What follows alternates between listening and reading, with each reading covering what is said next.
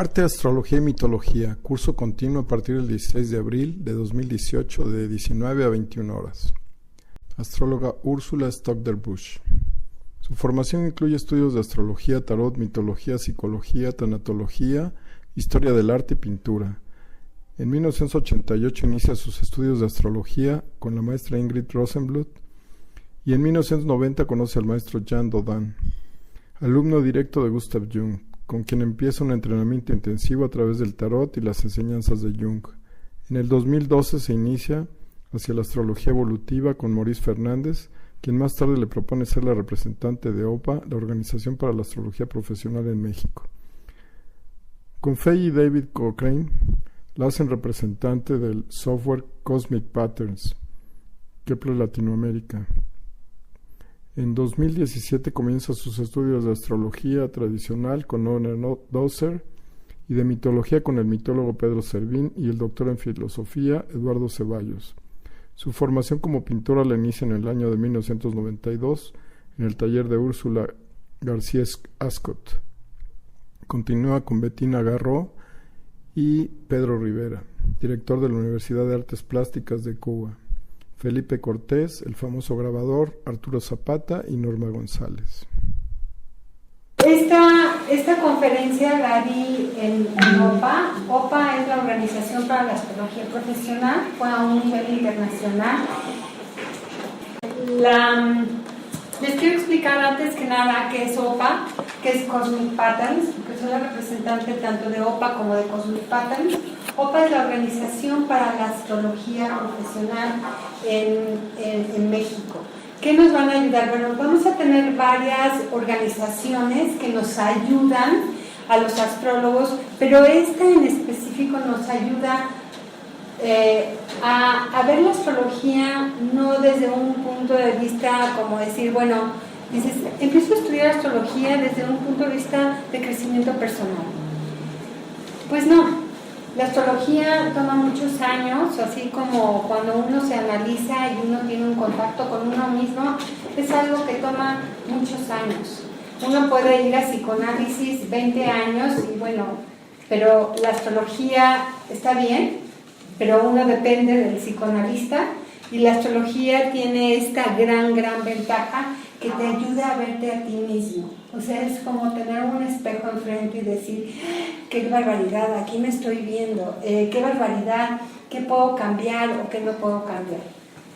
Podemos cambiar ciertas cosas, o sea, eso también es importante, que cuando uno empiece a estudiar astrología, uno se dé cuenta de qué es lo que podemos cambiar y hay un destino que no podemos cambiar, ¿no? Tenemos el destino dependiendo de a dónde nosotros nacimos, o sea, cuáles son nuestros padres, a la escuela que fuimos, el lugar que estuvimos, o sea, eso no lo podemos cambiar. Hay un destino que no podemos cambiar. Incluso el país en el que nosotros vivimos es algo que nosotros no podemos cambiar. Si estamos en medio de una guerra o de una revolución o de algo, eso no se puede cambiar.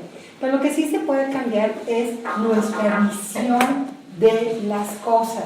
Ahí sí, nosotros vamos a tener nuestra carta, que va a ser nuestro temperamento, y por otro lado vamos a tener, como quien dice, como diría Jung, es nuestro tipo psicológico. El tipo psicológico va a depender de esto, también va a depender nuestra capacidad evolutiva. Claro que en la astrología nosotros vamos a ver 9 etapas evolutivas, o sea, tenemos 9.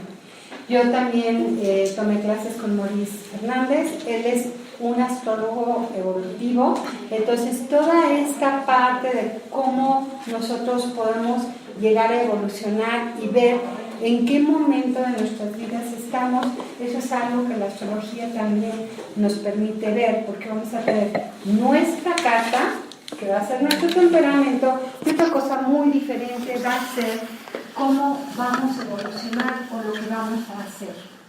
O sea, nuestras debilidades en un momento dado nunca las debemos de ver como debilidades como tal o como un aspecto negativo de nuestra personalidad, ¿no? Nosotros tenemos que aprender a tomar nuestras habilidades y de esas habilidades agarrarnos y decir, bueno, estas son las partes que a mí me van a ayudar a trascender. O sea, son las partes que no son negociables en ningún momento, ¿no? Porque es esa parte donde nosotros nos refugiamos, donde nosotros estamos, esa parte donde nosotros nos encontramos a nosotros mismos, que esa es la parte que no es negociable. Te ayuda primero a conocerte a ti mismo, o sea, cada quien puede ver la astrología como ustedes quieran, pero aquí sí tendrían la oportunidad para ver la astrología a otro nivel, ¿no? O sea, ustedes proyectarse. OPA, el director de OPA es Maurice Fernández, el profesor, fue mi profesor, y ahorita va a haber una conferencia en Tucson, en octubre, donde hagan lo que hagan, o sea, sean astrólogos, no sean astrólogos, pero de alguna manera te ayudan a incrementar tu práctica profesional, la que tú quieras, o sea, te dicen, haz esto, haz tal, o sea, legalmente, incluso también te dan consejos, pero te hacen ciertas pruebas, entonces esto no sería una cosa, si ustedes estudian aquí en un momento dado, pueden ir a tomar esos exámenes y nada más ven cómo ustedes están interpretando, y en ese momento ustedes sí podrían tener una certificación también a un nivel internacional, no solamente con OPA, también hay otras organizaciones que también les dan una certificación. Carlos tomó varios exámenes ahí de la NSGR, yo no sé si quieras hablar de la NSGR. Más que nada les quiero hablar de Úrsula, de todo este proyecto en el que están. Es un proyecto que es un sueño de Úrsula. Cuando lo compartió conmigo dije, entro en ese proyecto. Y es el proyecto de que, pues el sueño de Úrsula es el arte, la astrología y la mitología integrados en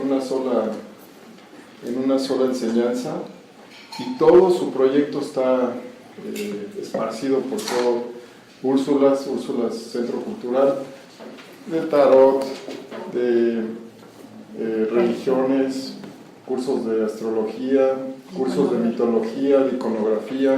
Y aquí también nos ayuda. Entonces, Carlos con los cursos de computación para que aprendan a manejar la computadora, que representa a Úrsula también. Le digo, salen todos los Óscares Úrsula.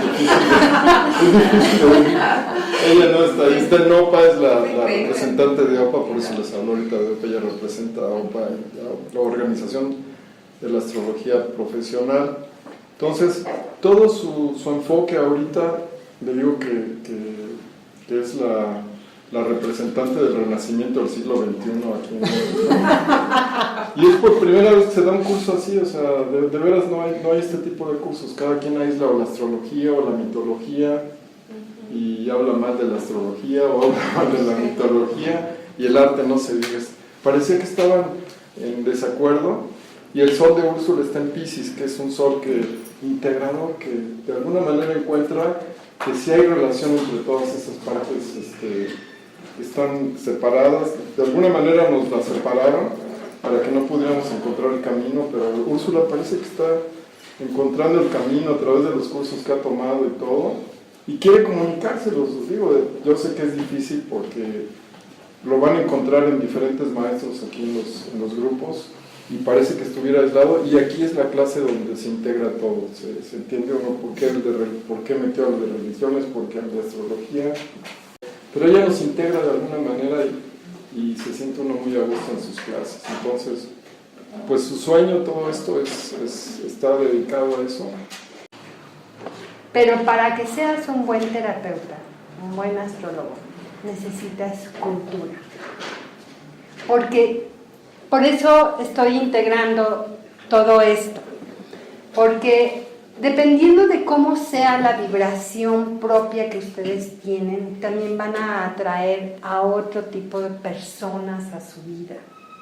Si ustedes quieren tener una vibración muy baja, donde ustedes no sepan de nada, pues van a tener gente.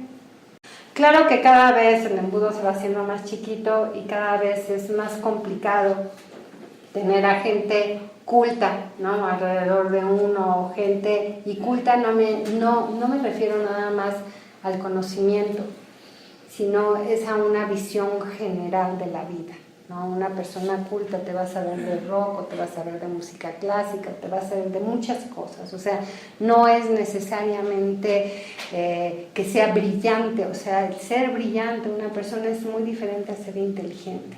Entonces, con esto y con la astrología, uno también va a integrar esta parte como emocional, esta inteligencia emocional que te hace más consciente del otro. A mí la astrología, y no sé si a Carlos, pero a mí la astrología me ha enseñado a ser más respetuosa con la vida de todo el mundo, ¿no? Porque uno mismo dice, tengo esta falla, tengo este problema, tengo esto, no he sido totalmente honesta conmigo en cierto momento, o lo que fuera, ¿no? Así pasa, ¿no? Pero esa parte uno aprende a perdonarse y a decir, ok, voy para adelante, voy a hacer esto y voy adelante, ¿no? Entonces esa es la parte. Lo interesante de lo que les dijo ahorita Úrsula es su congruencia, o sea, ella lo que le está diciendo de veras lo piensa, lo vive, nos lo transmite. También aquí somos representantes del programa Cosmic Patterns. Cosmic Patterns es un programa para que ustedes puedan sacar sus cartas astrales. Esta carta astral también hay una versión, Gabriel, que se llama Cosmic Chart. ¿Cómo se llama? La versión... Que no me digan porque yo no quiero. Es la versión de principiantes.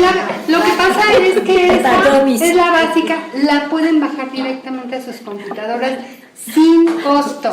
Ya si después... Se les vamos a mandar un link para que la descarguen de ahí. Ahorita la vamos a mandar un link. Y Carlos les enseña a usar el software si ustedes ya quedan como más enganchadas y les gusta más toda esta parte. Les voy a decir de qué es mi conferencia. Como ustedes, las personas que me conocen de cerca saben que soy una profunda amante de los animales, ¿no? Y el zodiaco realmente es la rueda de los animales. Entonces dije, bueno, voy a hacer un estudio sobre qué es lo que pasa con el zodiaco, por qué son los animales y qué es lo que pasó, ¿no? ¿Por qué es la rueda de los animales? Porque realmente entre los astrólogos yo no había visto que se cuestionaran realmente esto, ¿no? Este asunto de cuál es va a estar en inglés y en español, ¿no? Entonces, todavía la antigüedad del zodiaco todavía está en una disputa. No se sabe cuál es realmente la antigüedad, si empezó con los babilonios o cuándo empezó. Los babilonios son los que empezaron realmente a observar las estrellas. Pero sí se sabe que es mucho más antiguo que la era cristiana, ¿no? Y de alguna forma, en esa época, si nosotros nos remontamos a esta parte del Paleolítico, ¿qué pasó? Las personas en el Paleolítico, que son más o menos 30,000 años, hace 30,000 años, ellos dibujaban caballitos y dibujaban toros y dibujaban cositas ahí en sus cuevas. Entonces ellos de alguna forma se empezaron a cuestionar qué es lo que pasaba con los animales, pero para ellos los animales era algo sumamente sagrado. Ellos realmente se relacionaban con los animales y les oraban y les rezaban y les decían todas sus necesidades, porque para ellos el ir de cacería era tan importante que los animales de alguna forma los escucharan y los oyeran, y ellos tenían esta parte como ritual también de alguna forma en el que el sacrificio del animal se veía de una forma totalmente diferente, ¿no? Para ellos el animal era una parte donde ellos se relacionaban espiritualmente con el animal. Primero porque pensaban que era el regalo que les daba la vida, quizás todavía no estaban tan enfocados hacia Dios, pero aquí vemos en estas cuevas cómo se dibujan así con los bracitos para arriba, como orando, como como rezando, como diciendo, bueno, por favor, ¿no? En la parte, ahí es cuando empieza realmente el simbolismo. El simbolismo es antiquísimo, no es algo que empieza de un momento al otro, o sea, ya en esa época empieza el simbolismo. ¿Por qué? Porque no había una forma escrita. Entonces el dibujo, las imágenes eran muy importantes, ¿no? ¿Qué era lo que pasaba con el simbolismo? A ver, esto está en español, aquí lo pueden leer en español. Perdón, les puse en inglés. El culto al oso era también especialmente importante, o sea, en esa época el oso representaba algo muy, muy importante. Entonces tenemos el neolítico. Ya en el neolítico tienen, aquí ya van a ver la primera cosa que dibujan, la cabecita con sus manitas, ¿no está divina? ¿La cabecita de qué? La cabecita aquí, como la cabecita con los brazos aquí, ¿no? Esto es en la época neolítica, donde empiezan a ser animistas, o sea, esta parte donde empiezan a ver al animal de una forma totalmente diferente. Para ellos empiezan a relacionarse totalmente con la naturaleza. La naturaleza para ellos va a ser muy importante. La naturaleza es lo que a ellos les va a hablar, les va a decir, les va a comunicar, ¿no? Y aquí tenemos el primer calendario lunar que se encuentra en Cerro. Es de como un cuerno, ¿no? Y tiene 28 días y es un primer calendario lunar. Además tiene forma de luna, ¿no? Tiene forma de luna. Ya más tarde también se van a empezar a relacionar con el calendario solar.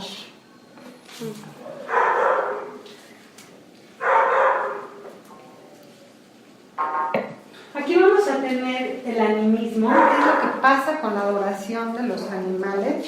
¿Qué tal está este calendario o este sol, este carrito del sol? No está bellísimo, es de 1400 antes de Cristo.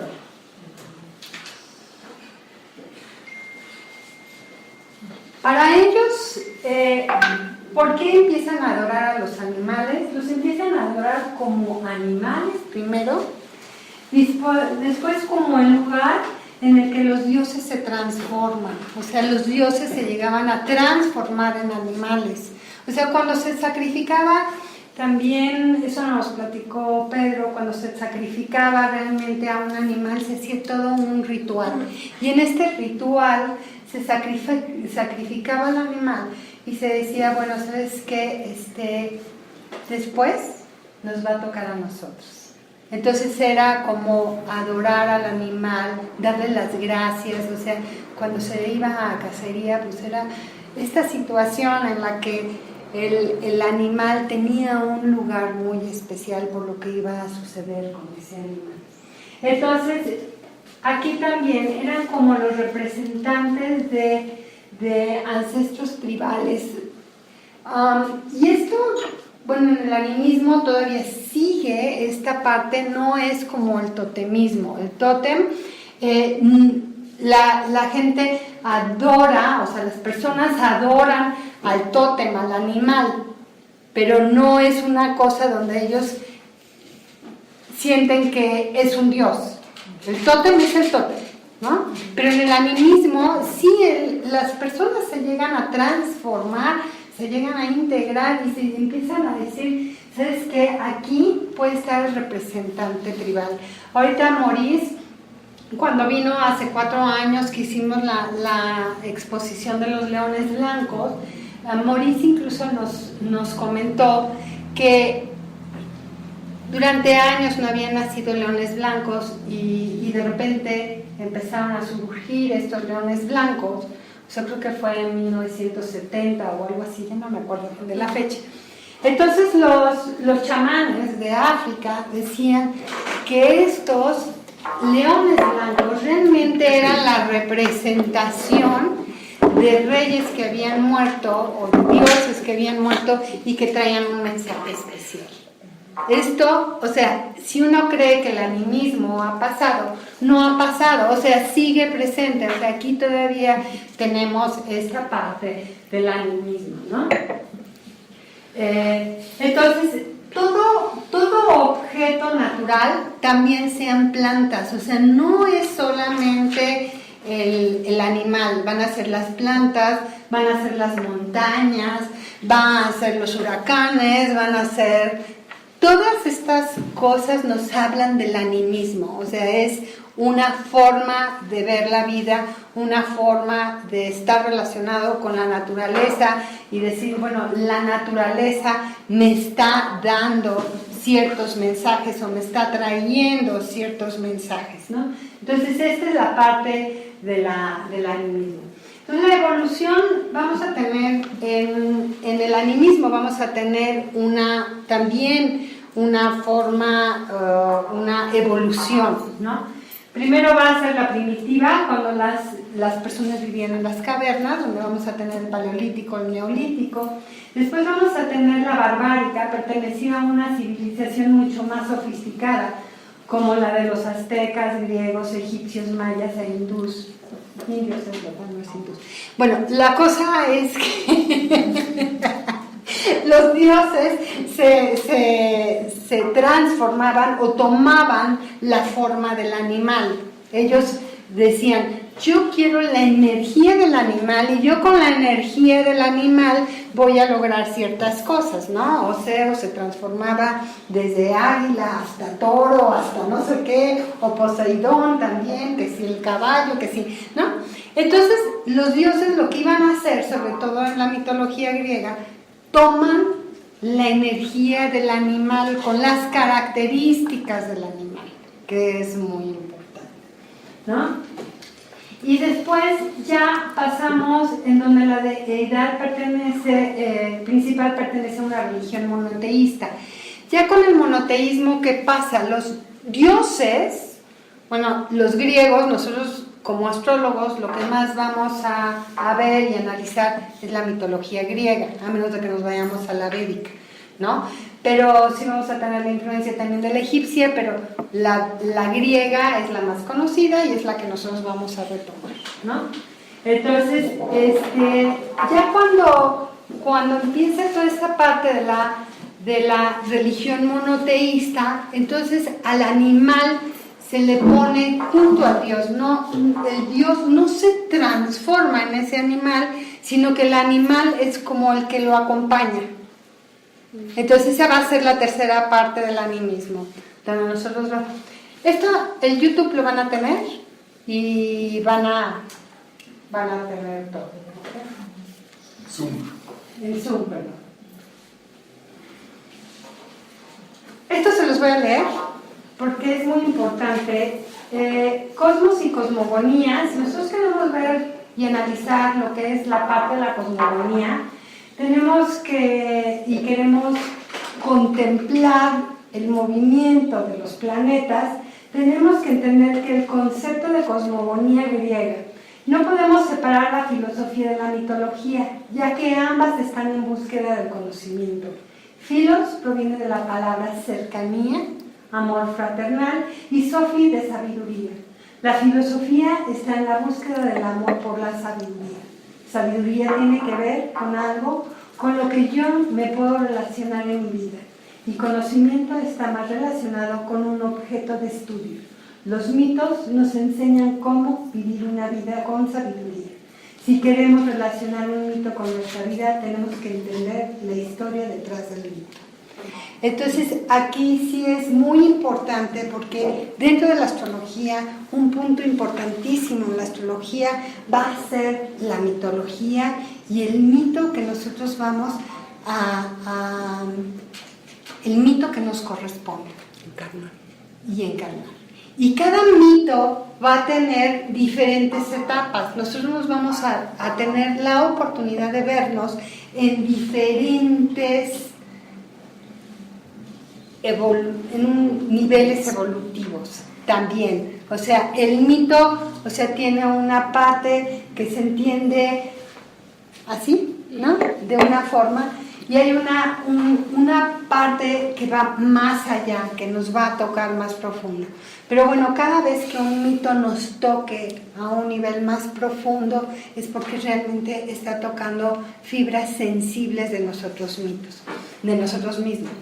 Cada signo astrológico va a tener varios mitos. O sea, no es un mito que se relaciona con un signo, sino van a ser varios mitos. Así también, con cada dios vamos a tener varios mitos o varias etapas del mismo dios, ¿no? O sea, vamos a tener Dionisio, o sea, nacía y renacía y volvía a morir y volvía a nacer, y bueno, en cada renacimiento él tenía otro nivel evolutivo. Pero así lo van a ver con todos los dioses en general. Los dioses también se van a estar cuestionando. Entonces, la definición de teoría en la antigüedad se deriva de la palabra teoría. Ver hacia, observar, retener, contemplar lo divino, y en un contexto más técnico se refiere a la contemplación o el entendimiento especulativo de las cosas naturales. O sea, era lo que realmente significaba teoría.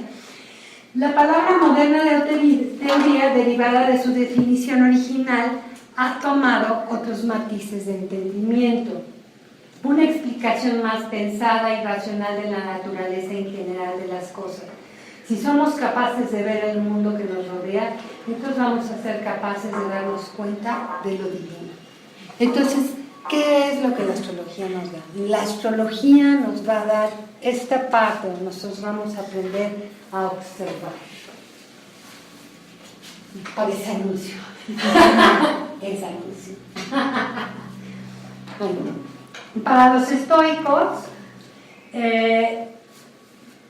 consideraban el cosmos como un todo, una totalidad muy bien integrada. Entonces, para ellos la naturaleza era la que nos iba a enseñar cómo comportarnos, cómo ser, que era de alguna forma sabia. Y de ella deberíamos de aprender, o sea, todavía deberíamos de aprender la forma de vivir en armonía. Ellos tomaron a la naturaleza como su código de ética. Entonces decían que la abeja reina en sí no tiene un aguijón.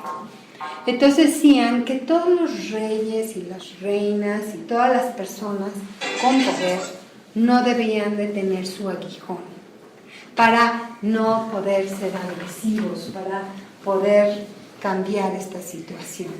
Ya en el siglo XVII, toda la parte de la ciencia se va a relacionar más bien con la araña, porque la araña llega a construir, ¿no? Y segmentar. O sea, si ustedes ven toda la telaraña, pues la telaraña está como muy segmentada.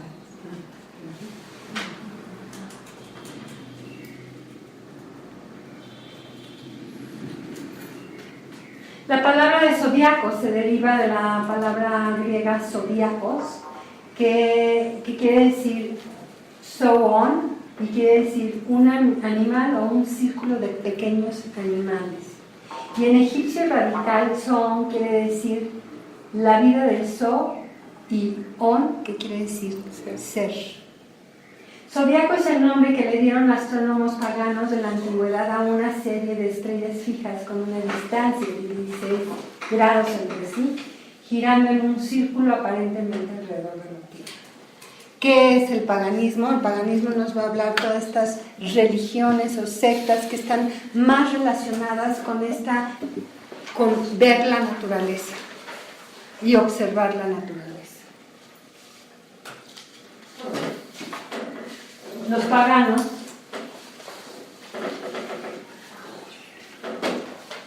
me quedo en el inglés. O sea, es un término para clasificar las religiones de la antigüedad y las modernas que se identifican a través de la naturaleza con el cuerpo de la divinidad. O sea, hoy en día todavía tenemos ciertas religiones.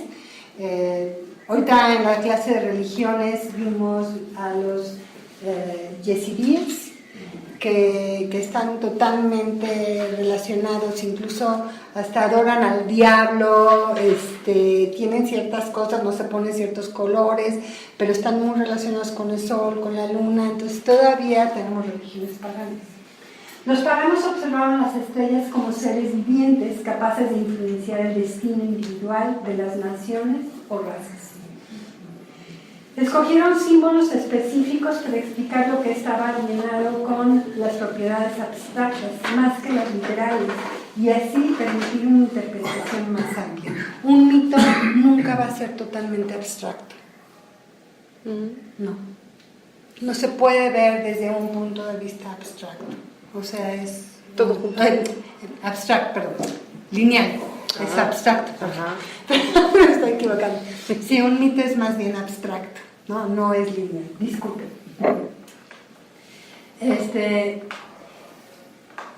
Lo que se va a ver es que esto tiene que ver con el inconsciente colectivo, que vamos a ver que los chinos, los griegos, los fenicios, los aztecas, todos llegan a tener un zodíaco parecido, una forma de ver y observar. Cosmogonías parecidas. Una cosmogonía parecida, claro.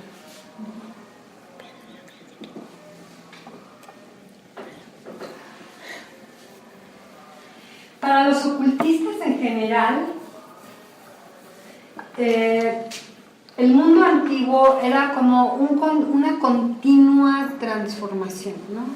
A los, todo lo que veían, el insecto más chiquito se estaba transformando, la arena del mar, o sea,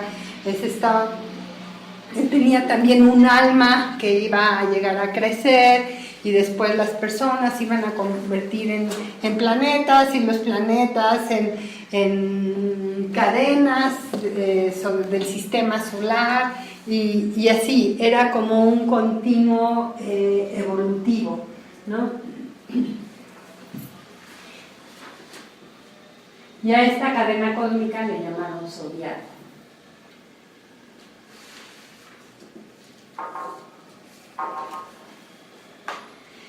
Aquí, para los místicos griegos, para ellos uno descendía directamente de la Vía Láctea. La Vía Láctea, sobre todo las personas que nacen alrededor del 18 y 19 de diciembre, están justo en el punto crucial de la Vía Láctea. Entonces ellos decían que realmente uno descendía de la Vía Láctea, o sea, era esa parte, era como el portal que nos permitía la entrada a este mundo, ¿no? Y después también decían, todos los humanos simbolizados por 12 criaturas misteriosas a través de la naturaleza, por la cual podían encarnar en este mundo material. El espíritu inmaterial invisible, deambulando a través del camino de las estrellas y secuencialmente asumiendo el curso evolutivo de las formas de los animales sagrados del zodíaco. ¿No? Entonces, para ellos, el simbolismo de los animales siempre fue muy importante. ¿Y cómo empieza? Entonces decían que realmente el origen de la teoría de los animales a un nivel zodiacal empezó con todos estos pastores observando el cielo, que a final de cuentas eran como sacerdotes, como gente que estaban muy dedicados a toda esta parte de la observación, y entonces ellos se imaginaban cuentos alrededor de todos estos animales que ellos veían en el cielo.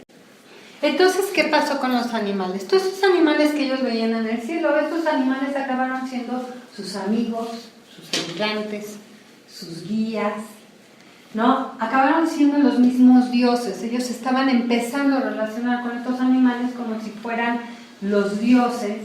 Y los griegos, egipcios e indios también tomaron todo tipo de formas animales, o sea, cada uno de una forma diferente, pero todos empezaron a relacionarse con el mundo animal. antes que con el mundo humano. Para los egipcios, los animales, o sea, ellos se relacionaban con esta parte del animal y tenían territorios y divisiones dentro de su territorio.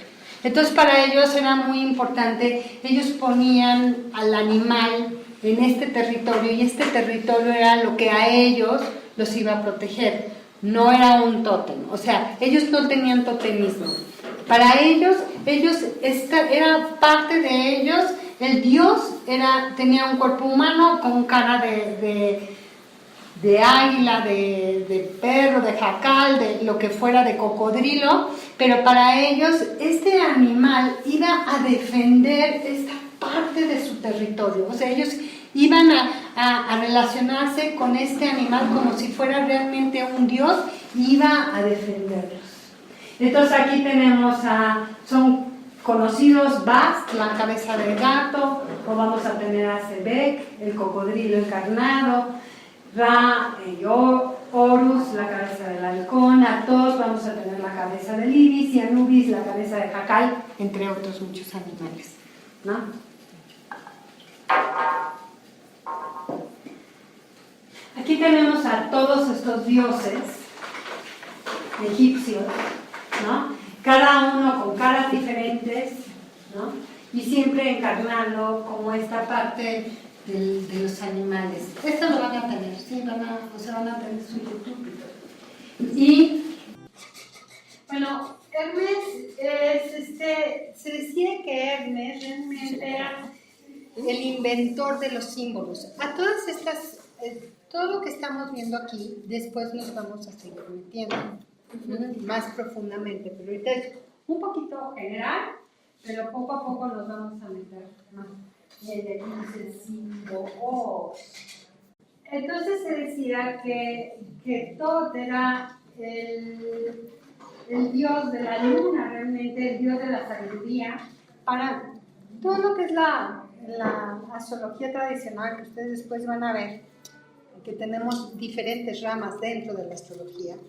Tenemos la tradicional, que es la más antigua, que está relacionada con todo lo que es el medievo, helenística, ¿no? Para ellos el dios Tot va a ser muy importante y toda esta parte de Hermes, ¿no? Toda la hermenéutica va a ser de suma importancia. Después la moderna, la astrología moderna va a cambiar ya con Jung y con Freud, ¿no? Ya empieza a haber todo un enfoque mucho más psicológico. Entonces, cuando yo empecé con la astrología, todo este enfoque psicológico estuvo súper en boga, muy wow, muy aquí, entonces todos los astrólogos, psicólogos estaban encantados, pero llegó un momento que la astrología psicológica no nos llevó más allá, o sea, como que faltó algo más. Entonces, cuando se dan cuenta los astrólogos que no es suficiente la psicología, que puedes estar no sé cuántos años en terapia y no salir de terapia, además, empiezan todas estas corrientes nuevas y como la evolutiva, ¿no? Que es una corriente realmente nueva dentro de la astrología, y vuelven a retomar toda esta parte de la astrología tradicional. Últimamente muchos astrólogos importantes retoman esta astrología tradicional. ¿Por qué la retoman? Porque es como estudiar música y saltarte abajo, o saltarle a los músicos clásicos. Entonces, lo que te da la astrología tradicional te da ciertas bases y de ahí tú ya puedes crecer o no. Pero bueno, es un extra que les estoy dando aquí, que no tiene nada que ver con esta conferencia, pero bueno, ahorita que vimos todo esto del dios Tot, pues aquí estamos. Entonces, para los dioses de la India, siempre fue muy importante, incluso nosotros estamos muy acostumbrados a oír la astrología védica, ¿no? Pero esta relación que tenían ellos con los animales también era muy anterior a todo lo que es la astrología védica.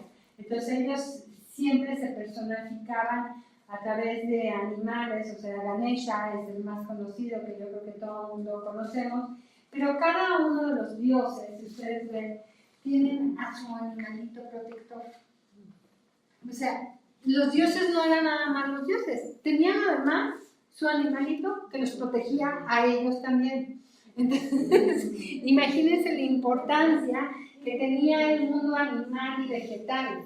O sea, aquí tenemos al maestro de las esencias, de las plantas, pero bueno, también las plantas eran muy importantes porque se decía que por cada estrella había una planta. Perdón, de hecho hay un texto que dice que las estrellas son las flores en el cielo Así y las flores son las estrellas en la tierra. Claro, y así empezó la astrología médica.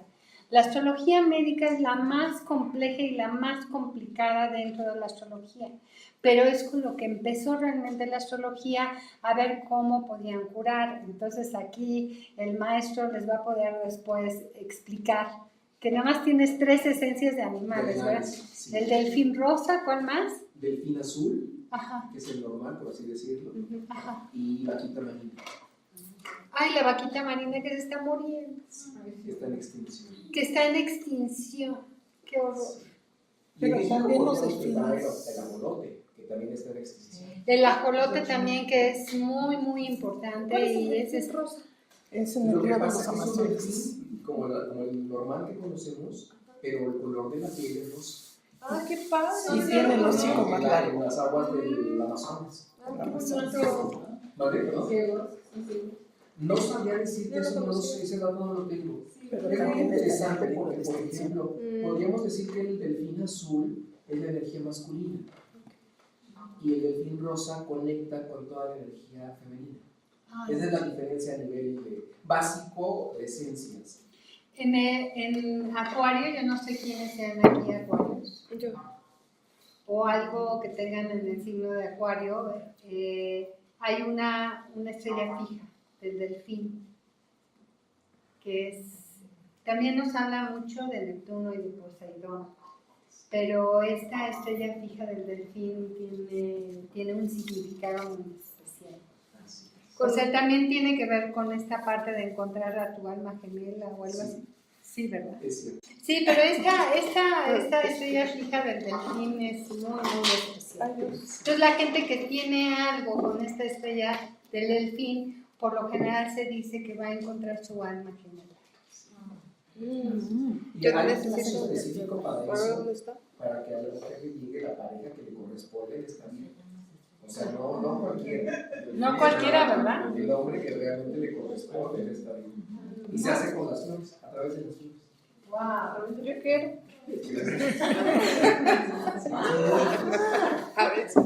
Bueno, aquí ya nos vamos. ¿Cómo nos relacionamos como astrólogos a los mitos? Esto es un punto muy importante porque nosotros nos podemos relacionar de diferentes formas con la parte de la mitología, ¿no?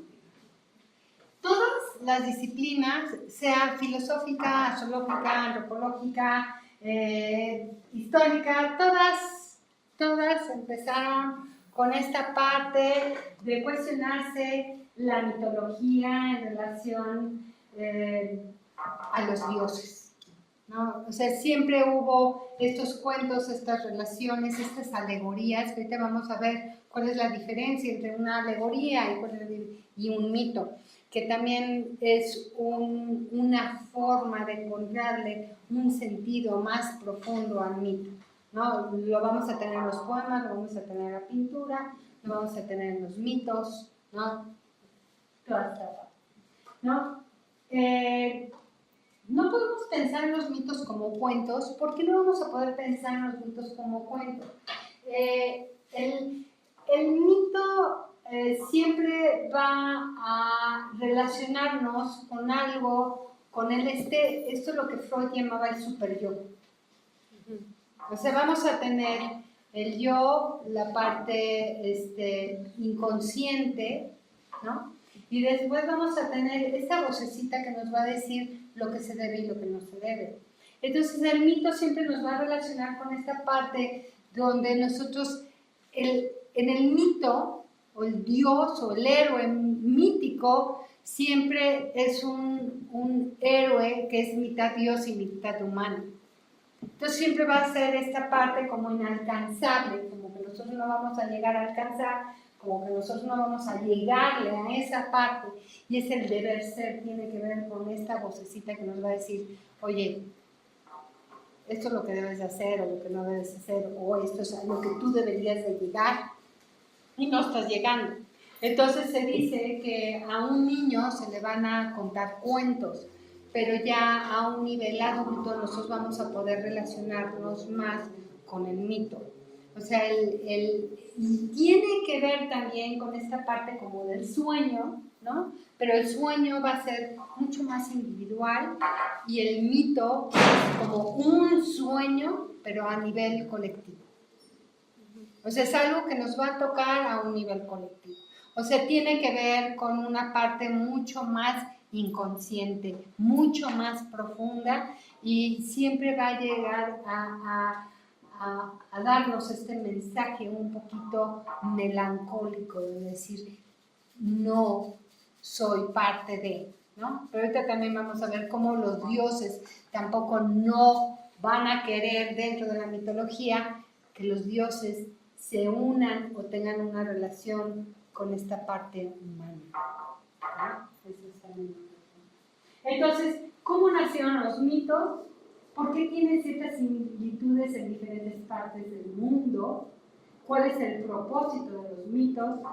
¿Tienen el mismo propósito hoy en día que siglos atrás? O sea, esas son las preguntas que nos vamos a tener que cuestionar cuando nosotros analizamos un mito dentro de la astrología, ¿no? Pero definitivamente hoy o en la antigüedad, los mitos siempre nos van a generar una serie de cuestionamientos, de preguntas, de un contacto con nuestro interior, donde nosotros vamos a estar en una búsqueda constante, ¿no? Esta búsqueda de cada vez verle como otras etapas. Eso también pasa en la astrología.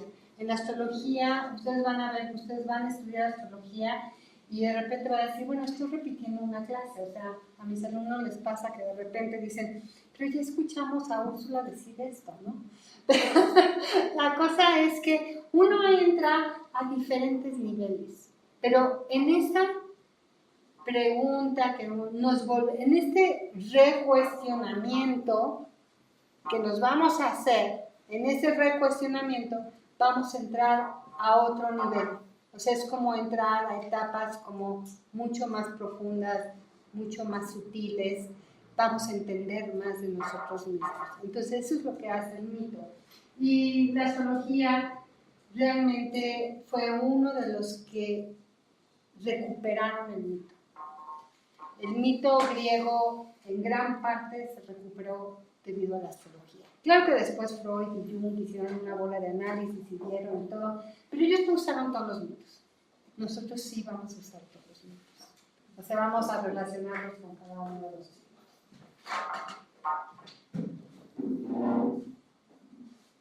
Bueno, ¿qué es el simbolismo? Ustedes, todo el mundo va a decir, bueno, mi signo es este, ¿no? Yo soy Aries, yo soy Piscis, yo soy... ¿no? Cada quien va a relacionarse y dice, los Aries son así, y los tal son así. Eso es un signo.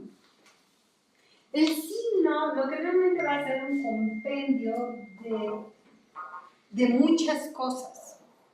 Y ahí entra esta parte del simbolismo. Entonces, en un signo, el signo no es el signo nada más, puede ser Aries, pero Aries puede decir muchas cosas. Depende de dónde tienes tu sol, depende si tu luna está en Aries, si tu ascendente es Aries, si tienes a Venus en Aries, o sea, y en qué casa la tienes, o sea, todo esto lo van a aprender, pero todo esto es un signo, y el signo siempre va a estar lleno de simbolismos. Cada planeta, cada casa, cada aspecto nos va a hablar de un signo. Entonces, simbolismo son ideas abstractas que son expresadas a través del simbolismo. O sea, ideas abstractas que vamos a tener dentro de la astrología. Un planeta, un aspecto, una casa, una relación de un planeta con el otro. Entonces, cada planeta va a representar un mito. Entonces, si tenemos una cuadratura entre Venus y Marte, quiere decir, Venus y Marte están en conflicto, pero ¿en qué parte del mito estaban en conflicto? ¿Y por qué estaban en conflicto?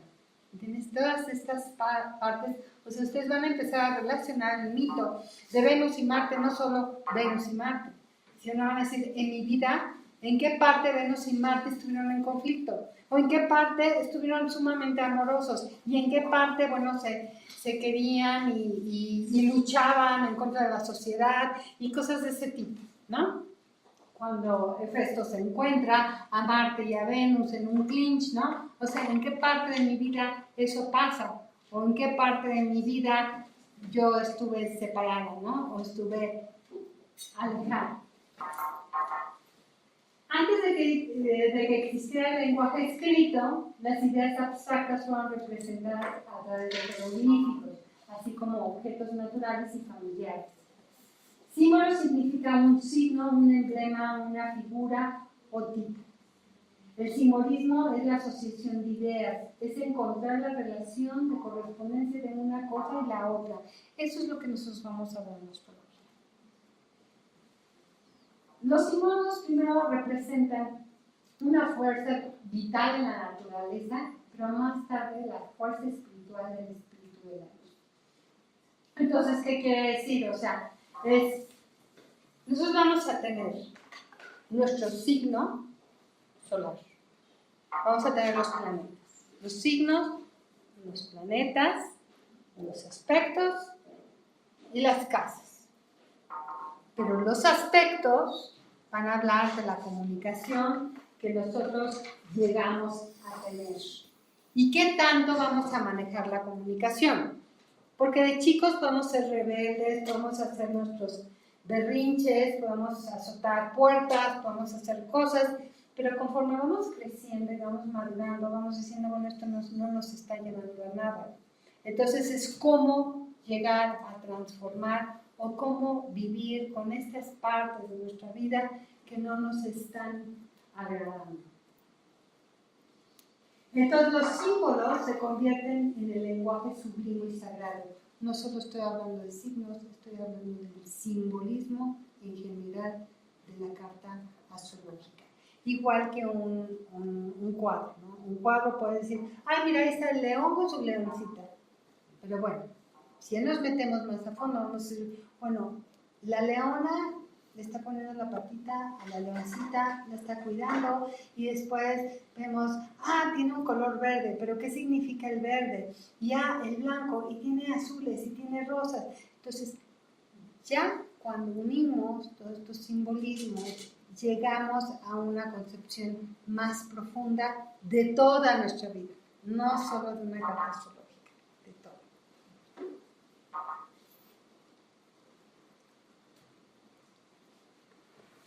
Después vamos a tener lo que es el mito y la alegoría. Van a ser, los mitos siempre van a ser como alegorías. Es más, los astrólogos en el Renacimiento y en el medievo eran los consejeros de los pintores, de los políticos, ¿no? Y ellos les iban a enviar mensajes específicos llenos de simbolismo, ¿no? A los reyes o con quien tenían un conflicto y decían, bueno, a ver, si eres tan culto, a ver qué tanto puedes descifrar esto. ¿Qué tanto puedes saber de lo que realmente está pasando aquí? ¿No? Entonces, tanto el mito, por eso se les dice que a los niños se les debe contar cuentos, pero el mito siempre va a tener un mensaje dual.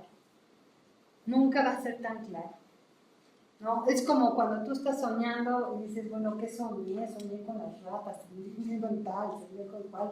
O sea, ¿qué quieres saber? ¿Qué significa esto? Así es el mito. Por más que lo analices, nunca llegas al fondo, jamás, jamás. Entonces quédense con lo que les llegue. Así, ¿no? Pero las alegorías son historias, poemas, retratos que pueden interpretar o revelar un mensaje escondido, comúnmente con un trasfondo moral o político. Incluso, yo no sé, yo así con la pintura tan moderna, tan abstracta, a veces no le encuentro el sentido, ¿no? Eso que tengas que ir a una exposición y leer el currículum del pintor, leer por qué puso nada más el zapato en medio de la sala. O sea, tienes que informarte antes de ir a la exposición, entonces ya pierde como este encanto de la parte alegórica o mitológica. No sé, bueno, eso es muy... Y pensar muy personal, ya después dices, ok, Ya tuvo un entendí. trauma de chiquita. Perdió sus zapatos, no sé dónde, ¿no? Pero bueno.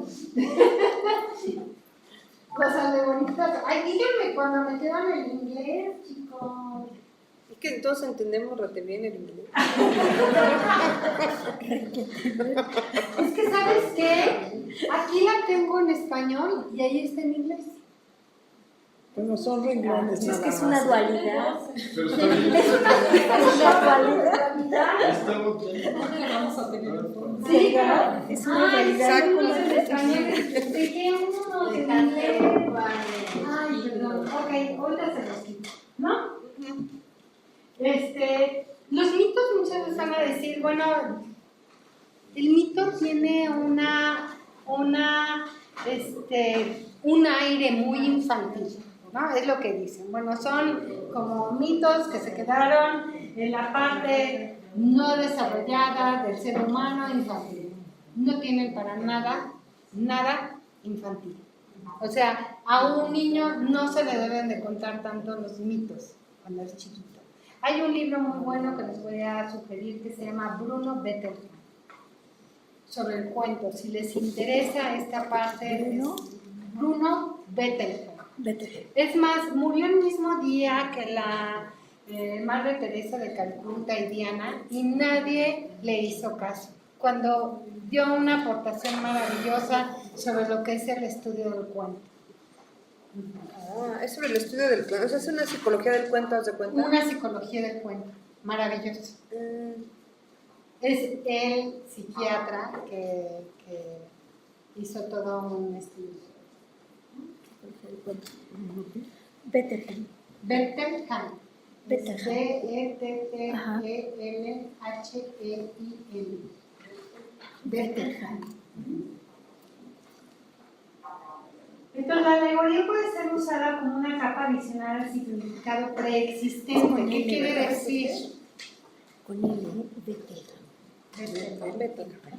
¿Qué quiere decir eso? Quiere decir que Psicología del cuento. siempre va a haber una parte de nosotros que no va a acabar de entender ni la alegoría ni el mito. Hay una parte de... Tengo un amigo pintor que se llama Gustavo Monroy que dice, cuando expuse en Chicago me dijeron que yo les explicara mis cuadros, pero no venía al caso. Yo lo que quería es que la gente viera mi cuadro y se relacionara con el cuadro. Entonces esa es la diferencia entre que te expliques un cuadro o haces que la persona realmente se relacione con el cuadro. Que le conecte. Que se conecte. Y si algo le llega, perfecto. Igual con el mito, ¿no? Si algo te llega, maravilloso, ¿no? Entonces la alegoría es un tren de pensamientos representados por imágenes sensibles. O sea, haz de cuenta que estás soñando y ves una, y cada imagen va a tener un significado. Cada imagen va a tener algo que darte, que ofrecer, ¿no? El significado simbólico, alegórico, enigmático empezó en la Edad de Piedra, a través de las imágenes pictóricas debido a la falta de un lenguaje escrito. El mito. Max Muller va a ser considerado el padre de la mitología comparativa Entonces lo que hizo él es investigó los nombres de diferentes culturas y se empezó a dar cuenta que había una relación entre sí. Y que todas las lenguas indoeuropeas compartían las mismas raíces gramáticas. Los mitos son expresiones poéticas de la naturaleza, entonces llegó a esta conclusión. Después dijo, la naturaleza es una instancia de trascendencia. Todos los nombres de los dioses provienen de la naturaleza. Sol y el atardecer. Apolo persigue a Dafne y ella se transforma en un laurel. Dafne representa el atardecer que desaparece con el sol la alcanza. Fíjate. Qué bonito, ¿no? Es cuando te alcanzas, acaba la pasión. Ajá.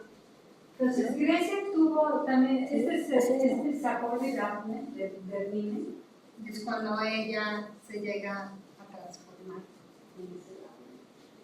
Grecia también tuvo la influencia geográfica, pero Grecia también tuvo del Medio Oriente y de África, a través del Mediterráneo. Vamos a observar la influencia en el mito de Mirra y Adonai, de donde proviene el nombre de Adán, o Afrodita, nacida en la isla de Chipre, o Atenea Critonia, que se refiere al río Enetío. O sea, los griegos, los nombres, o sea, toda la mitología, sí hay una relación, pero no siempre.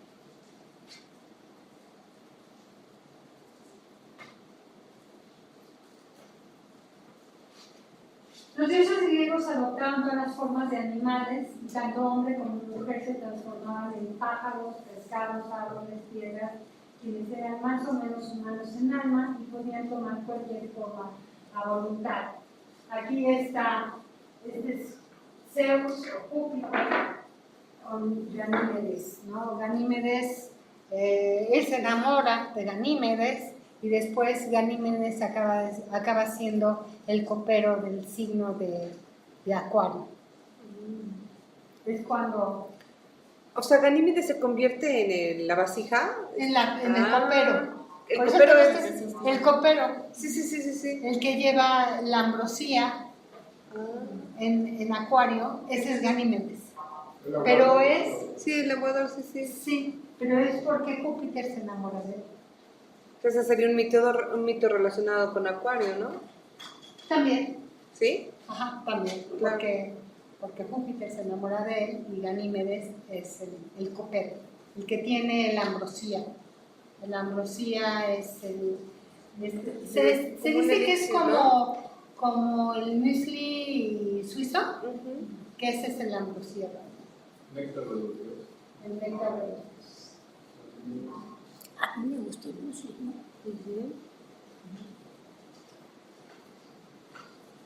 Entonces, aquí vamos a tener todos los híbridos. Ahorita hay una exposición en Bellas Artes que tengo muchísimas ganas de ver sobre los híbridos.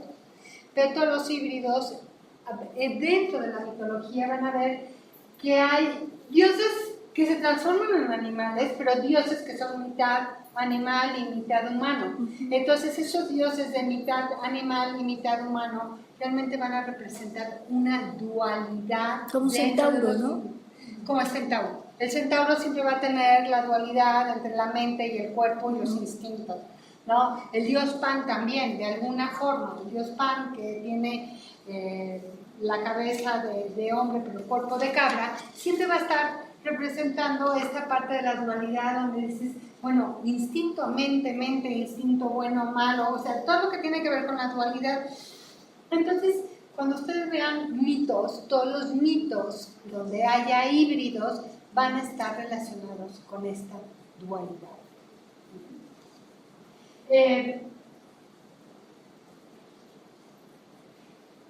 Lo curioso es que Pedro ahorita nos acaba de comentar que Poseidón solo tuvo hijos de alguna forma y todos, mitad caballo, mitad, o sea, nunca tuvo alguien con un cuerpo humano, pero hay ciertos dioses que no. ¿Con quién los tuvo Poseidón? ¿Los hijos híbridos? O sea, los tuvo uno con Demeter, Ajá. con diferentes. Otro lo tuvo también con Atenea, el del carro, el caballo del carro. No sabía yo nada de eso. Sí, entonces tuvo varios Híbridos. dioses. Este es uno de ellos, es Proteos. O sea, es incluso mayor que Tritón. Y él era un dios que siempre se transformaba, o sea, era un dios que podía ver el futuro, o sea, que podía predecir. Pero cuando llegaban a preguntarle algo, él de alguna forma nunca quería contestar y siempre se transformaba en otro animal de mar, por lo general, o la foca no sé qué es, sí. Pero depende, siempre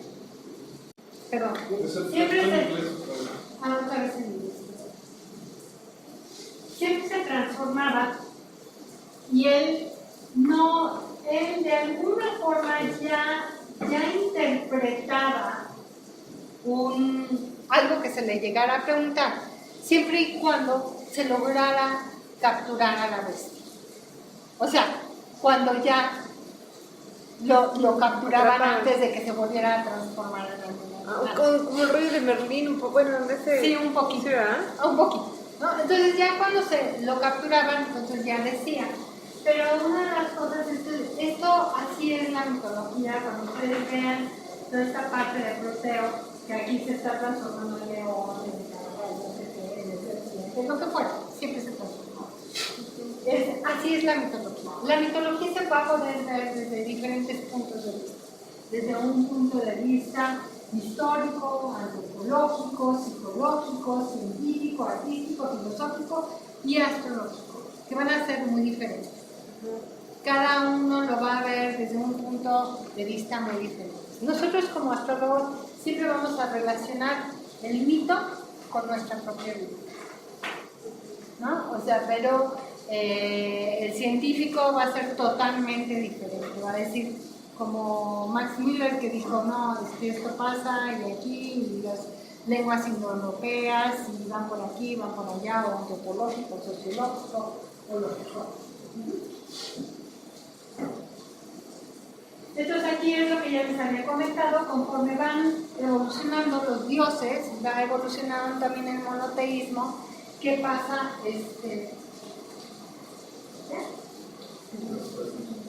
Entonces ya Venus deja de ser un pez, sino va a tener en la fuente a sus peces. Eso es lo que van a ver ustedes muchísimo en la pintura. En la pintura ustedes van a poder relacionar mucho esta parte, ¿no? Donde van a ver ahí de Botticelli, las Venus, ¿no? La profana y la sagrada, ¿no? Así van a estar ahí siempre con la fuente. O sea, no van a ser el pez, pero Venus nace del mar. Entonces ella es un pez. Después también van a ver, cuando ustedes analicen los mitos, que vamos a tener mitos, o sea, dependiendo del mito, van a ver que un mito va a representar diferente, o sea, los animales dentro del mito representan diferentes cosas. O sea, primero vamos a tener los animales y los elementos, vamos a tener animales de tierra caliente, que son los reptiles, gatos, elefantes. Tierra caliente son los más bien de fuego. Los de tierra fría, que son los pequeños o animales domésticos, son los signos de tierra. Vamos a tener a los animales de aire, que van a representar el elemento de aire, que van a ser los pájaros. Y después vamos a tener los animales de agua, todos los que están en el agua. Entonces, dependiendo del mito, lo que nosotros vayamos a ver, qué animal veamos dentro del mito, vamos a ver a qué elemento se refiere.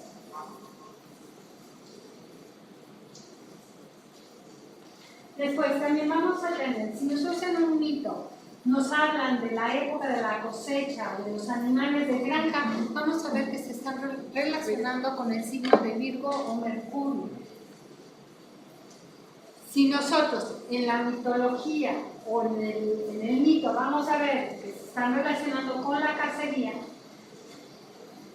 vamos a estar relacionados con Sagitario, el arco y la flecha y el centauro, o sea, todos mitos que estén relacionados con Quirón o con el Centauro van a estar relacionados con Sagitario. Todos los signos que estén relacionados con Capricornio y Saturno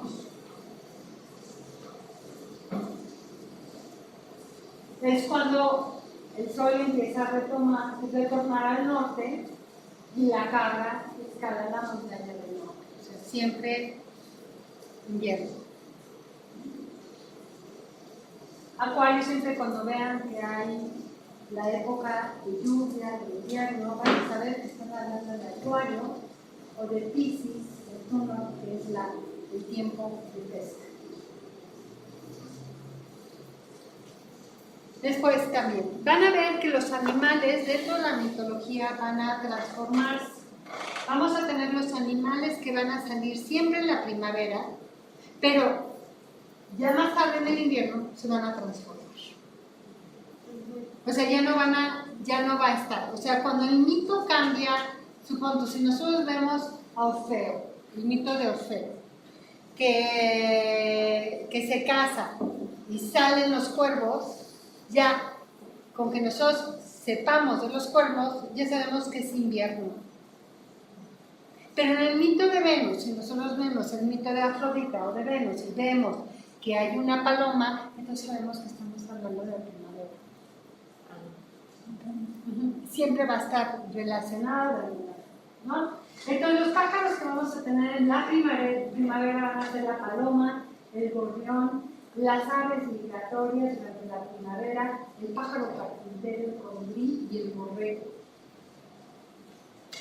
Ya en el invierno, estos mismos se llegan a transformar en el oso, el lobo, el cuervo o la cabra. En invierno. Oso, lobo, cuervo. Entonces aquí, en esta pintura, vemos que está aquí nuestro pequeño Júpiter con un Saturno también aquí del otro lado. Entonces lo está amamantando a Maltea. A Zeus. A Zeus. Ajá. Entonces sabemos que Maltea es un animal de invierno. Acá. La cabra. Pues por esto nos va a hablar de una escena invernal. No nos va a hablar de una escena de primavera o de verano. Nos va a hablar de una escena invernal. La paloma de primavera se transforma en el cuervo durante el invierno, o el borrego de primavera en el lobo o león de invierno. Entonces siempre cuando veamos que hay un león, Es invierno. Otro, tenemos a Leo, ¿no? El signo de Leo que está representado por un león, pero es justo cuando la luz del sol llega a decrecer, empieza a decrecer. O sea, más o menos, fíjense. Otro ejemplo sería si vemos a un lobo y a un borrego juntos guiados por un niño. Esto significa el encuentro entre el verano y el invierno durante el equinoccio de primavera. ¿Por el niño? Por el niño. O sea, cuando hay un cuadro donde vamos a ver animales de primavera o de invierno, nos van a hablar de un equinoccio. Ajá. O sea, va a haber cuadros, incluso ustedes van a tener que ir ahorita a los museos y van a tener que ver los cuadros. Entonces de repente van a empezar a analizar más este tipo de cuadros, sobre todo cuadros que sean del Renacimiento, que tienen una carga simbólica fuerte. Entonces durante esta carga simbólica van a ver todas estas cuestiones, este lenguaje alegórico. Aries es un signo que siempre va a estar relacionado con el carnero. Géminis con el cisne, porque nacen de Leda, ¿no? Que se transforma en un cisne. Entonces Géminis muchas veces también puede estar relacionado con caballo, pero yo relacionaría mucho más el caballo blanco, sobre todo con Piscis, ¿no? Piscis con Poseidón va a estar muy relacionado con el caballo blanco. Aunque también hay caballos que están relacionados con el Ares, como el negro, o el que es cafecito con Zeus. Entonces depende de qué caballo estemos hablando, o también vamos a tener a Apolo, el dios de Apolo, que va a estar relacionado también con los caballos, pero por lo general va a estar relacionado con un caballo blanco y un caballo negro. ¿Y el unicornio? Es Pegaso. Ah, y ese está relacionado Con Medusa y Escorpión, muchas veces. Okay. Pero es la transformación dentro de Escorpión.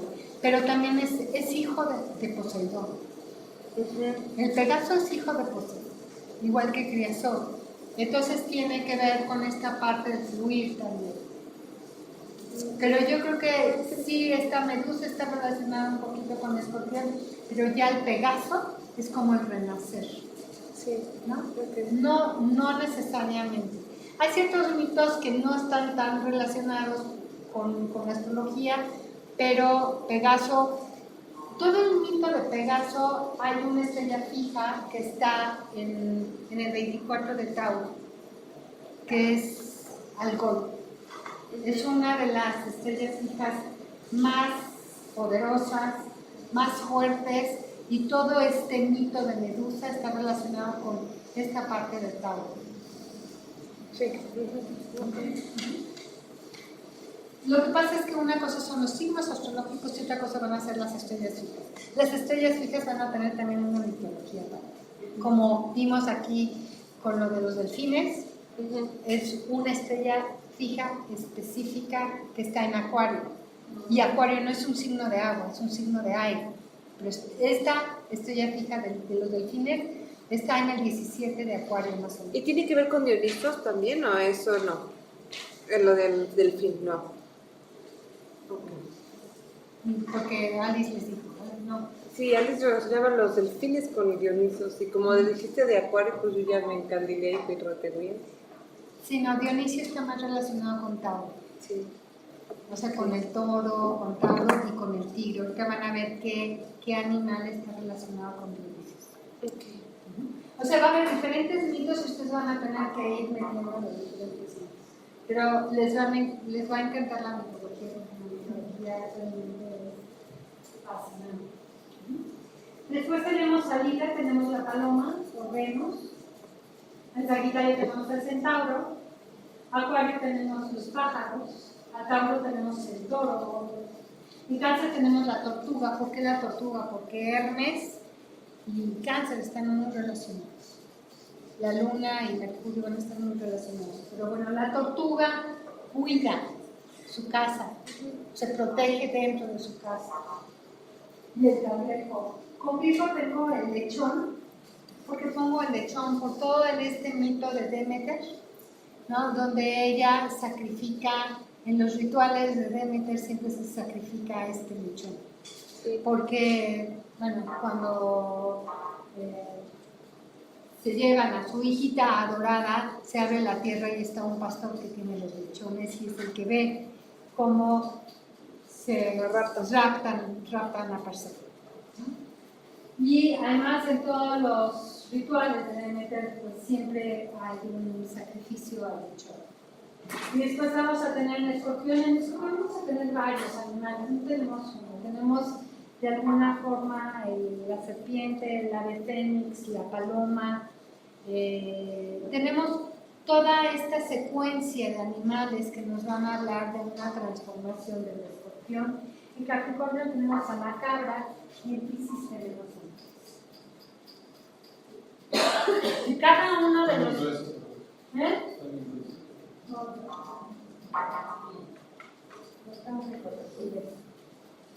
Cada uno de los planetas va a estar relacionado con un imán, ¿no? El Sol siempre va a estar relacionado con el águila y con el caballo blanco, ¿no? La Luna va a estar relacionada con el camello, el buey y todos los animales que son obedientes. ¿Okay? Obedientes. Todo esto lo saqué de la astrología tradicional, ¿sí? Tiene que ver con simbolismos de la tradición. Marte está relacionado con el tigre, con el lobo y con el jabalí. Después van a ir viendo por qué. O sea, esto va a ser importante después. Van a ir poco a poco viendo. Venus, que va a estar relacionada con la paloma, con la liebre y todos los animales blancos. Entonces, si ustedes van y ven un cuadro de Venus, siempre van a ver la paloma o la liebre, que son sus animales. Hermes va a estar con el perro domesticado, con la tortuga, porque Hermes entra al inframundo y tiene su perro. Diana es el venado y el oso. Semele es la serpiente.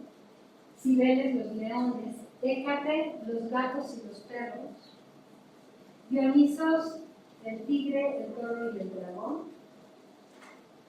Júpiter el águila y los que tienen pezuñas y el reno.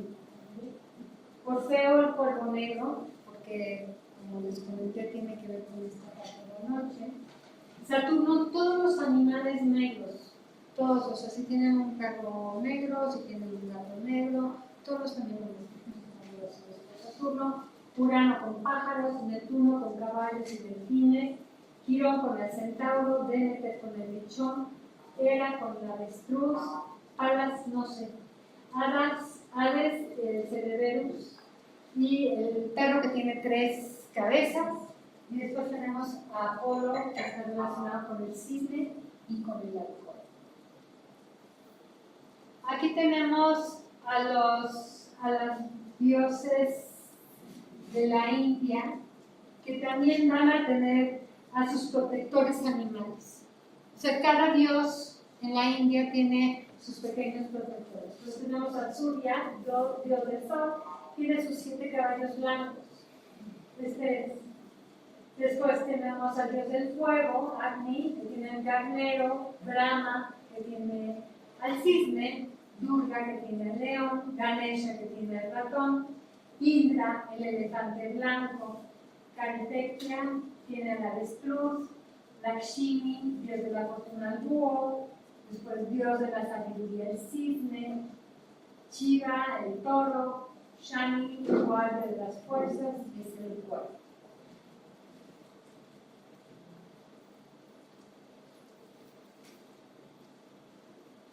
¿A qué se debe que los animales entienden cosas que yo no sé? Pero cierto es que ellos entienden. Quizás haya una lengua que no esté hecha de palabras y todo. Mejor se dice en inglés. How is that animals understand things? I do not know, but it is certain that they do understand. Perhaps there is a language which is not made of words, and everything in the world understands it. Perhaps there is a soul hidden in everything, and it can always speak without even making a sound to another soul.